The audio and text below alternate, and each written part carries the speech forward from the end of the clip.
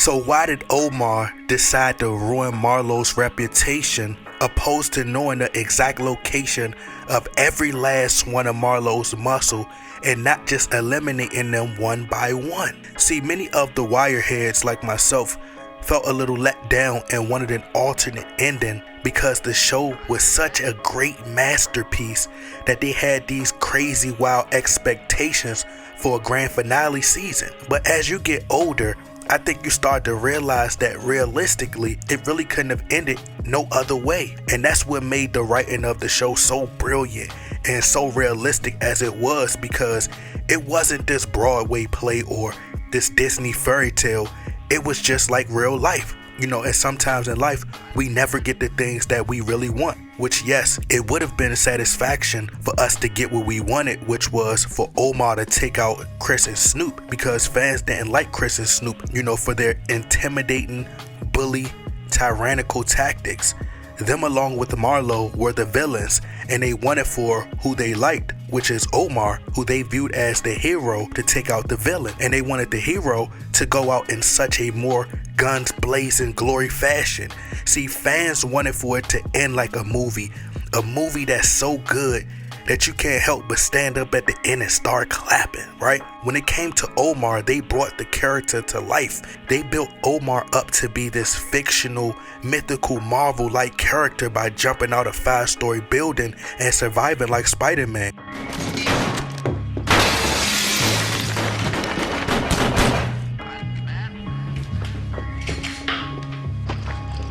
What the?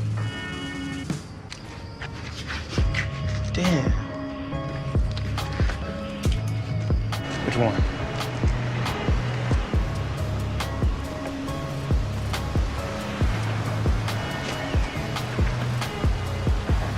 Don't seem possible. Don't. Some Spider-Man shit there. That you almost forget that he's human. And then I think people were disappointed when he ended up being taken out by a little boy that they couldn't stand in the first place in Kennard. But truthfully, in a way, who better than Kennard, who wanted to be like Omar, to take him out, right? But Marlo truly got what he deserved, and Omar really won in the end because his name went on to live forever. Omar read Marlo like a book. One of Omar's strong suits and attributes was being able to know how to read people and assess the room. On top of that, roll him up a string of me. Now he's got no role to him. So the point is, Omar, while we're all grateful for the case you gave us on Bird, and we all have a certain admiration for your do-it-yourself nature, we need you to hang back. See, some people are really great at having a 5 to 10 minute conversation with a person, and you could get a feel for the type of person that they are. For example, think about when Cuddy was being set to be released from prison. Avon Barksdale, Weebay, and Cuddy were having a discussion out on the baseball field by a fence about Cuddy getting out of prison, and Avon could sense that prison had broke Cuddy. So Avon in turn did like a little pep talk, you know, and hyped Cuddy up just to see where Cuddy's head was at. You only got the one day left, huh? You done the one, you just gotta do that other. It's like they say. You only do 2 days. It's the day you go in, Then you come out. I don't know. I did 14 years. Well, yeah, you know, you did you a little stretch, true. But you're still a soldier, right? But he then seen that Cuddy didn't have the game in him no more, which is why Avon was more considerate and understanding when it came to Cuddy getting out of the game.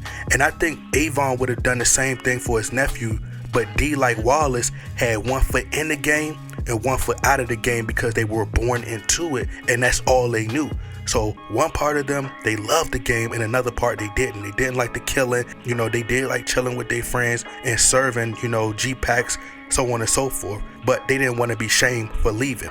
But back to Omar. All it took was for Omar to rob that card game, and he instantly read how much pride and ego Marlo had. When Marlo said, I don't know about cars, but I think these 4-5s be the full house. Yo, banker, cash me out, yo. That's my money. now out of all the players in that room, in which we can all assume that all of those guys are sitting on major amounts of money, but just think of how everyone in that room remained silent except for Marlo. Marlo was the loudest one in the room and the only one who felt the need to speak up and defend his money. It's almost like a spoiled brat saying, hey, that's my toy.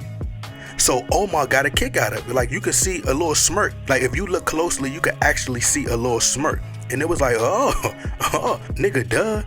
Like, duh, Captain Obvious. You don't think I know that's your money? You don't think I know that's your money, bruh? Like, why else would you be sitting at this table? Because obviously you can't get by and rely on your looks to win because Mr. Lil Wayne Lollipop Thief, that ain't gonna happen, right? So Marlo refused to give up that ring until Omar pointed those 245s at his dome piece. Man, money ain't got no owners, only spenders. I tell you something else. I like that ring too. Boy, you got me confused when a man repeats himself.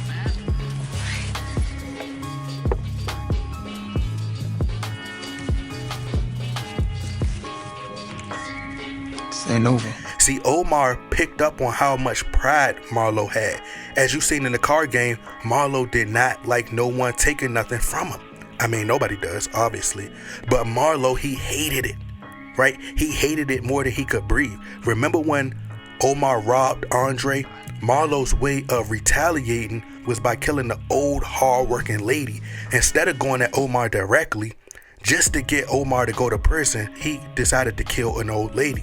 But when he came out of retirement, and that's another thing, Omar probably thought to himself, like, so a year had passed and you brought me out of retirement just because I robbed you at a card game? Like, you that petty, bruh? Like, you got that much pride?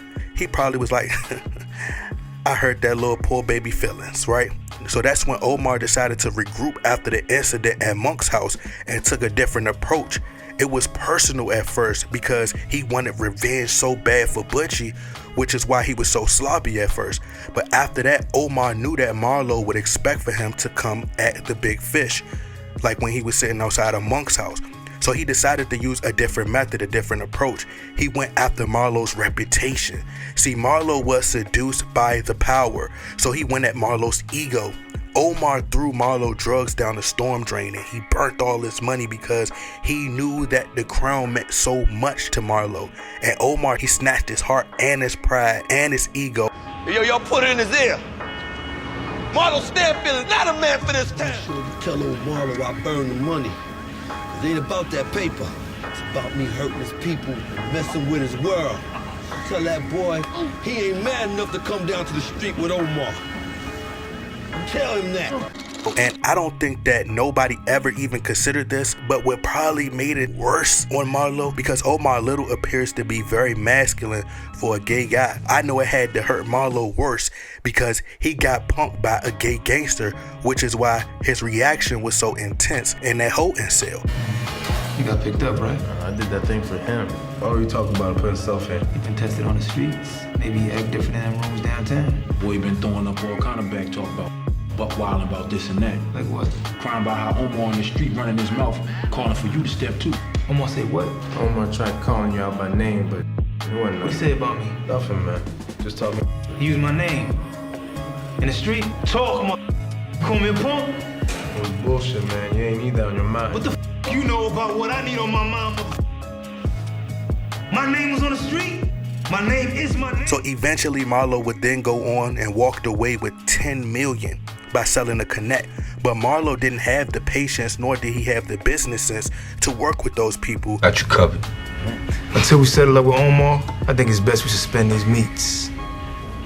In fact, I ain't really one for meets, no ass. So that's why he left the party that day. He would have eventually been back on the streets without connections and without his reputation. So Marlo ended up losing. Snoop ended up in a box, and Chris was locked up for the rest of his life working with Avon.